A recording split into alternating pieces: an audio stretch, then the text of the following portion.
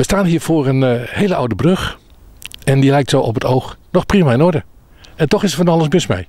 Deze brug is meer dan 200 jaar oud. Alleen als je kijkt naar het wegdek, het dekdeel, dat is van 1911. En als je kijkt naar de zijkanten, er zijn 2 vleugels aangekomen. Die zijn in de jaren 70 eraan geplaatst. Inspecties hebben eigenlijk wel uitgewezen dat de levensduur van deze brug over 1 of 2 jaar toch wel aan zijn einde is. Dus we moeten op tijd anticiperen om de veiligheid van de weggebruikers te garanderen. En er moet een nieuwe brug komen. Maar dat wordt niet zomaar een brug. Een tweedehandsje. Waarom? Nou, dat heeft ook heel erg te maken met onze duurzaamheidsgedachte. Hè. Vroeger was afval, maar afval is geen afval meer. Afval is een grondstof. We willen kijken naar hergebruik van grondstoffen. Wij hebben gedacht, waarom zouden we een nieuwe brug doen? En toen hebben we een advertentie geplaatst. Gemeente, toen was het nog Kolberland, zoekt een tweedehands brug. En die hebben jullie gevonden? Ja, er waren een aanbieding van 6 bruggen zelfs.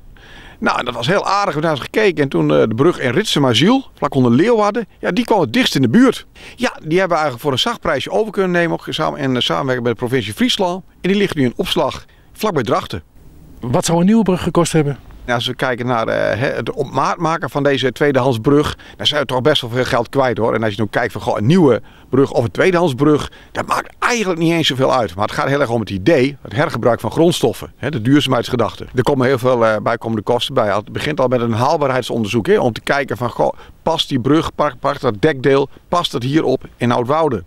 Is dit nou de allereerste keer dat de nieuwe gemeente dit zo doet? Als je ook kijkt naar Nederland, dan is toch eigenlijk dit best wel een primeur. En je ziet ook dat er nu ook de ondernemer Oosterhof Holman die zegt, dit is zo'n bijzonder idee. Wij gaan een bruggenbank openen. Naast deze brug ligt ook nog een heel oud sluisje. Dat sluisje, dat ziet er niet uit. Wordt dit straks ook een tweedehands sluisje? Nou, daar moeten we goed naar kijken. Kijk, deze sluis, dat is een stuw en een sluis. Vroeger was die heel erg belangrijk.